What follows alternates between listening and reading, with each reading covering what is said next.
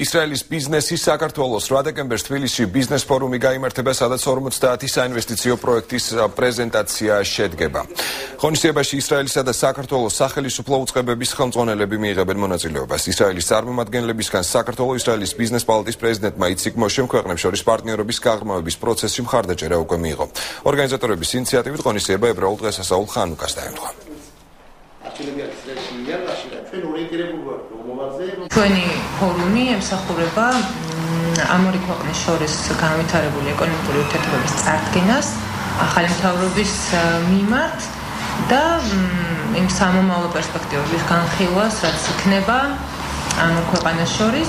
წარმოდგენილი იქნება 50 პროექტი, რომელსაც ახორციელებენ ისრაელელი ბიზნესმენები საქართველოში.